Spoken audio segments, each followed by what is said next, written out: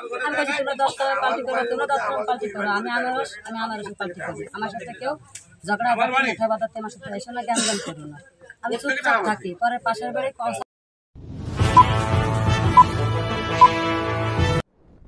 সবার আগে প্রতি মুহূর্তে চোখ রাখুন লোকালয় বার্তা, সত্যের সাথে ন্যায়ের পক্ষে।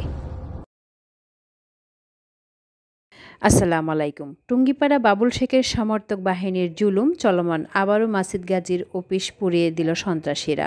সাথে আছি ফারজানা নূপুর। তথ্য ভিডিও চিত্রে গোপালগঞ্জ প্রতিনিধি। গোপালগঞ্জের টুঙ্গিপাড়া চেয়ারম্যান পদে প্রতিদ্বন্দ্বিতা করছেন গাজী মাসুদ আনারস প্রতীকে ও মোহাম্মদ বাবুল শেখ দোয়াত কলম প্রতীক নিয়ে।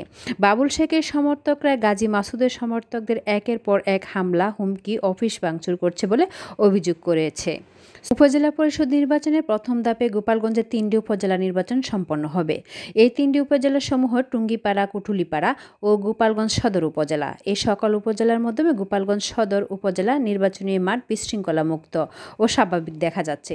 কুঠালীপাড়ার চেয়ারম্যান প্রার্থী বিমলের বিরুদ্ধে কিছু অভিযোগ গণমাধ্যমে প্রচার হয়েছে। টুঙ্গিপাড়া নির্বাচন প্রচারের শুরু থেকে চলছে চেয়ারম্যান প্রার্থী বাবুলের সমর্থকদের সন্ত্রাসী কর্মকাণ্ড, দিচ্ছে অসাধারণ ভোটারদের হুমকি ও ভয়ভীতি প্রদর্শন। এ ব্যাপারে আরও ভিন্ন গণমাধ্যম বাবুল সমর্থক সন্ত্রাসী কর্মকাণ্ডের সকল বিষয়ের তথ্য প্রচার হয়েছে। গত কিছুদিন পূর্বে পাটগাতি দক্ষিণপাড়া গাজী মাসুদের আনারস প্রতীকের অফিস ভাঙচুর করেছে ওরা। গতকাল রাতে টুঙ্গিপাড়া উপজেলা বর্ণী ইউনিয়ন এলাকায় গাজী মাসুদের অফিস ভাঙচুর ও ছবি পুড়িয়ে ফেলে বাবুল শেখের সন্ত্রাসী বাহিনী। প্রতিনিয়ত সন্ত্রাসীরা সাধারণ ভোটারদের হুমকি ও ভয়ভীতি প্রদর্শন করেই চলছে।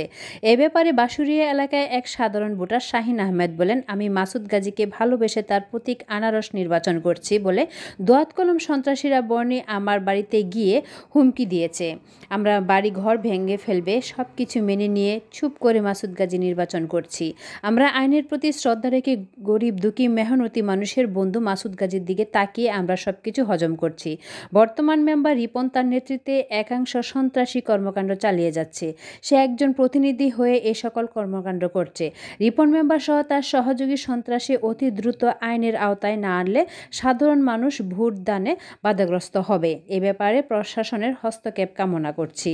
এ ব্যাপারে চর বাঁশুরিয়া এলাকার বিউটি বেগম বলেন, আমরা এই জায়গায় গাজী মাসুদের অফিস করায় আমাদের এলাকার মেম্বার রিপন ও তার সন্ত্রাসী বাহিনীর লোকজন প্রতিদিন আমার বাড়ির সামনে এসে ভিন্ন পন্থায় অত্যাচার করছে। ওরা আমাকে হুমকি ও ভয়ভীতি প্রদর্শন করছে। মাসুদ গাজী নির্বাচন করাও তার অফিস দেয় আমার অপরাধ। আমি বাবুল শেখের লোকজনের হাত থেকে রেহাই পেতে চাই। নির্বাচনে জয়ী হওয়ার আগে তারা এই সকল কর্মকাণ্ড করছে, আর জয়ী হলে ঘরে থাকতে পারবো না। এই বিষয়ে নজরে এনে আইনি ব্যবস্থা গ্রহণের জন্য সংশ্লিষ্ট সকলের দৃষ্টি আকর্ষণ করছি।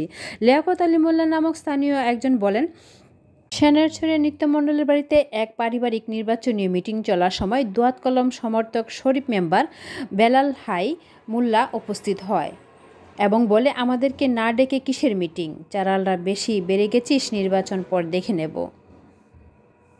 সে হচ্ছে জনগণের নেতা, আমরা তার দিক তাকায় আমরা সব কিছু হজম করে নিতেছি এবং এই রিপন মেম্বার তার নেতৃত্বে সে যে এই সন্ত্রাসী কার্যক্রম করতেছে, এখানে একটা জিনিস বোঝেন যে সে এখানের মেম্বার, সে একজন গণ্যমান্য ব্যক্তি। যারা আনারস মার্কার এই নির্বাচনী ক্যাম্পে আগুন ধরাইছে তার অনুমতি ছাড়া এরা করতে পারে না। আমি মনে করি আপনারা ঘটনাটা সুষ্ঠুভাবে তদন্ত করে এবং এই রিপন মেম্বার যে এই সব ঘটনা ঘটাচ্ছে তার সাথে যেসব সন্ত্রাসী বাহিনী আছে তাদেরকে আমি আইনের আওতায় আনার জোর দাবি জানাচ্ছি। ভাই, আপনাদের আমার একটা প্রশ্ন আছে। আমরা আসার সময় শুনলাম যে ওই জায়গায় বলা বলি করতেছে যে 2 নম্বর ওয়ার্ডের মেম্বার শরীফ এবং বিল্লালের কথাটা বললে, এই বিষয়ে কি জানেন? না, আমি এই বিষয়টা আমার নলেজে নাই, আমাকে কেউ বলি নাই। আমার ব্যাপার হচ্ছে যে না, উনি প্রশ্ন করতেন, আমার নলেজে নাই। যদিও এই ঘটনা যদি অন্য কেউ জেনে থাকে, আমি যেটা মিথ্যে কথা আমি বলি না কোনোদিন, আপনি খবর নিয়ে দেখেন। আমার যদি মানে সঠিক যেটা তার জন্য যদি কামানো আমার সামনে, সেটা আমার সাথে এটা জানা নেই। তবে উনি কিছু বলবেন। আমরা 2 ভাই বোন আমরা আসছি, আমরা ঘটনাটা শুনে আমরা এখানে উপস্থিত হয়েছি। সাথে সাথে আমরা থানার প্রশাসনও এখানে আসছে, তারা দেখছে আমার ভাই গাজী মাসুদুল্লাহ তার ছবিটা পড়াইছে। এটা পরিকল্পনাভাবে এগুলো করছে। যেহেতু আনারস ইনশাল্লাহ 8 তারিখ বিজয় হবে, এই বিজয়ের পরিপ্রেক্ষিতে তারা সব জায়গায় আমাদের মা বোনদের পর অত্যাচার করতেছে, আমাদের অফিস পড়াচ্ছে, আমাদের পোস্টার ছিটছে। হ্যাঁ, এর জন্য আমি ত্রিপল্লী আমার এক ভাই খোকন তারে অত্যাচার করছে। হ্যাঁ, এই জন্য আমরা বিচার চাই প্রশাসনের কাছে, হ্যাঁ, যাতে সুষ্ঠু নির্বাচন হয়, তাহলে ইনশাল্লাহ আমরা জয়ী হব, আনারস মার্কা জয়ী হব। কয় নম্বর? 3 নম্বর। 3 নম্বর। আমার পরিষদের মেম্বার, এটার নাম কি? রিপন। এই জায়গায় শুনলাম রিপন মেম্বার নাকি এই ক্লাবের ভঙ্গি বিভিন্ন ধরনের দেয় এবং এই আনারসের ভোট চাইতে গেলে তাদেরও বলে নিষেধ করে। ক্লাবটা উঠে, ক্লাবটা কেন উঠলো এই আক্রোশে মোটামুটি ভাবে এনাকে আমি জানতে পারলাম যে ওদের নেতৃত্বে নাকি এই ক্লাবটা প্রমাণী হয়েছে।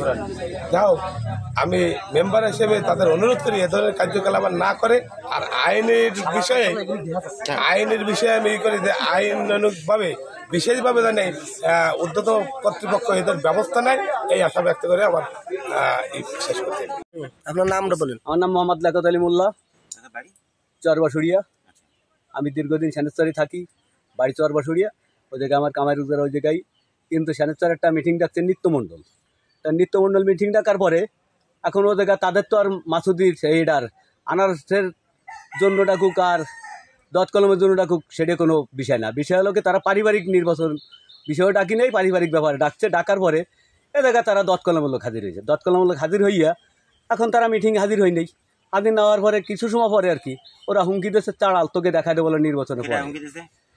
এবং ওই শরীফ মেম্বার সে সাথে বিল্লাল ছিল, হাইমুল্লাহ ছিল, এরা থাকে আর কি। হ্যাঁ হ্যাঁ, আমার কথা বিশেষ করলাম। আমি গাজী মাসুদকে ব্যক্তিগত হিসেবে খুব একটা পছন্দ করি, কারণ সে একটা সামাজিকতা লোক, তার পুরো ফ্যামিলিতে শিক্ষিত। এই হিসেবে তারা কোনো নাটিয়াল কি কোনো ডাঙ্গামা হাঙ্গামা কোনো কিছু করে না। এই হিসেবে আমি খুব ব্যক্তি হিসেবে তাকে খুব ভালোবাসি। এই জন্য আমি সর্বশেষ এই ক্লাবটা আমার নেতৃত্বে বিউটির কাছে এসে আমি জানানোর পরে এই ক্লাবটা জায়গাটা আমার দেওয়ার পরে আমি ক্লাবটা উঠানোর পরে আমার অনেক ধরনের হুমকি, অনেক ধরনের ভয় এগুলো অনেক কিছু বলে। তারপরে আমি কোনো কিছু কেয়ার করি না যে আমি দল করতেছি নিঃস্বার্থে, আমি কোনো টাকার লোভী না। আর আমারও টাকা দিয়ে দেওয়ার জন্য চেষ্টা করছিল এই রিপন মেম্বার, তারপরে হিজবুল আছে, আরও তার সাথে এই বুলবুল আছে। এগুলো লোক আমার অনেক ধরনের হুমকি দিচ্ছে, হ্যাঁ প্রায় আমার হুমকি দেয়। তা আমি এদের কোনো হুমকিতে কোনো এইটি ভয়টাই পাই নাই। কিন্তু এখন এরা আমার যুব সমাজের লোক নিয়ে আমি এইগুলো ক্লাবটা চালাচ্ছি বলে এরা মানে আমার সাথে না পারিয়ে এরা এই রাত্রেবেলা আমার এই ক্লাবটা করাই দিয়ে আমার সামনে একটা বিবৃতি করবে, আমার ভাইবোনকে দেওয়ার জন্য এই ক্লাবটা করাইছি। এখন ক্লাবে আমার যে মাল সামানা ছিল, তারপরে ক্লাবের যে পোস্টার, আমার গাজী মাসুদ ভাইয়ের পোস্টারটাও ব্যানারটাও তারা পুরাই দিয়েছে। এখন এর জন্য মানে এটা তো ক্লাব পুরায় না, এটা আমার কলেজে আঘাত দেয়, যাতে আমি সামনে আর না আগাই, আমি আর এই নির্বাচন নিয়ে আর কোনো কথাবার্তা না বলি। এই জন্য আমার একটা হুমকি দিল যে সামনে তোরও হয়তো পড়াতে পারি। এই জন্য আমি আইনতভাবে সকলের কাছে একটা অনুরোধ, যাতে আমার আর কোনো ক্ষতি না হয়, আর আমার জন্য এরা যেন আর আমার সামনে কোনো কিছু না করতে পারে। এই জন্য আমি বিচার চাইছি আইনের কাছে। আমরা যারা মাসুদ ভাইকে মনে প্রাণে ভালোবাসি, এই আমাদের যে আনারস মার্কার ক্লাব ক্রয় দেওয়া হচ্ছে তার একটা হুমকি স্বরূপ। ঠিক আছে, আমরা যারা সাধারণ, আমাদের সাথে যারা সাধারণ জনগণ আছে, যারা গরিব দুঃখী মেহনতি মানুষ আছে, তাদেরকে একটা হুমকি স্বরূপ যে তোদের ক্লাব ক্রয় দিছি, তোদের প্রার্থী মানে একটা ভয় ভীতি সৃষ্টি করতেছে। এই ঘটনার আমরা সুষ্ঠু মানে তদন্ত করে এটার দোষীদের বিচার দাবি করছি। এবং এই ঘটনার সাথে যারা বিগত আমলে আমাদের যে এই ক্যাম্পের যার জায়গায় বিউটিকে যারা হুমকি দিয়েছে আগে, সেটা তো আমাদের প্রমাণ, সে তো সেটা বলবে, হুমকি সে বলবে, সেই ঘটনা সে জানবে। হুমকির বিষয়টা আমি বলবো না, এটা সেই তো বলতেছে, সেই ঘটনায় অলরেডি অভিযুক্ত হবে। এই ঘটনা নিয়ে যেটা আমরা ভীত না, তবে আমাদেরকে এটা মেসেজ দিছে তারা যে তাদের ক্লাব দিয়ে 8 তারিখে যে তারা নাশকতা করবে এবং আমাদের বিভিন্ন মানে নির্বাচন প্রতিহত করার জন্য তারা যে ধরনের নীল নকশা তৈরি করেছে তারই একটা অংশ আমি মনে করি। ক্লাবের যে দায়িত্ব আছে ওকে দিয়ে ওই যে যারা এই সাইডে জি আপনার নামটা বলে তো। আমি আফরোজা হেলেন, আমি মাসুদ গাজীর আপন বড় বোন। আমরা সবাই সরকারি চাকরিজীবী, আমাদের কোনো ওরকম এক্সট্রা কোনো টাকা নেই। আমাদের এই লোকজনগুলি তারা নিজস্ব টাকা দিয়ে নিজস্ব অর্থায়নে এই ক্লাব করেছে, প্রতিটা খরচ তারা চালায়, আমাদের কাছ থেকে একটা পয়সাও নেয় না। আর এটাই তারা ভয় পেয়ে গেছে যে এলাকার লোকজন অন্য লোক টাকা দিয়ে ও কিছু করাইতে পারে না, আর নিজেরা এখানকার লোক নিজেরা টাকা দিয়ে এই ক্লাবটা চালায়। এই কারণেই তারা ভয় পেয়ে গেছে যে এটা তো বিশাল ব্যাপার, একটা ক্লাব চালাইতে কতগুলি টাকা লাগে, সে একটা টাকাও তারা নেয় না। আমরা আসলে আমাদেরকে কি খাওয়াবে কি করবে এই চিন্তা ভাবনা করে।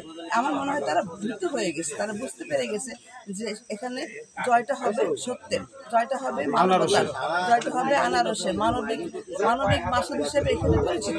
আপনারা সবাই জানেন এখানে মাসুদ একটা জনদরদি মানুষ। এখন একজন কিছু টাকা নিয়ে কয় বেলা খাওয়া যাবে, কিন্তু একজন ভালো মানুষ যদি পাশে থাকে তাহলে তাদের উন্নয়ন হবে, তাদের ভালো হবে, ভালো লাগাটা হবে। যার কারণে তারা ওকে ভালোবেসে ওর পাশে আছে বিধায় ওরা ভয় পেয়ে ওরা যে বারবার আগে একবার পাটগাতি দক্ষিণপাড়া আপনি যখন ভাঙচুর করলো, তবে এই ব্যাপারে আপনারা কি পদক্ষেপ নিয়েছেন কিংবা কি নিতে চাচ্ছেন? আমরা প্রশাসনকে জানিয়েছি, আমরা প্রতিবারই প্রশাসন, এই দেখেন প্রশাসন আসলো আমরা আইন হাতে বললাম তো, আমরা সবাই হলো ভদ্র মানুষ, আমাদের পরিবারে একটা সুনাম সব জায়গায় আছে, আমরা ভদ্র, আমরা শিক্ষিত, আমরা আইন নিজের হাতে তুলে নিব না। আমরা আমার কর্মীদের বলেছি যখন কখন কোনো সমস্যা হবে আপনারা আইন, ওরা কিন্তু আইনের কাছে ওরা গেছে, আমি পরে এসেছি, আমি কিন্তু আইন নিয়ে আসিনি, কেউ বলতে পারবে না আমি থানায় ফোন করেছি, এরাই থানায় ফোন করেছে, থানার লোক আসছে, আমি জাস্ট ঘুরতে আসছি, ওদেরকে দেখতে আসছি, ওদের মনে সাহস দিতে এসেছি যে আমরা আপনার পাশে আছি, কিন্তু আমরা থানায় জানাই নাই, ওরাই জানিয়েছে এবং প্রশাসন নিজে এসে তার কার্যক্রম শুরু করেছে। ইনশাআল্লাহ এর বিচার প্রশাসনই করবে। আপনারা আমাদের পাশে থাকেন, আমাদেরকে ভালোভাবে বাঁচতে দেন। এই সন্ত্রাসী হলে এই দেশ কি স্বাধীন হলো? আমরা যে এখনো আমরা হুমকি ধমকির মধ্যে থাকবো।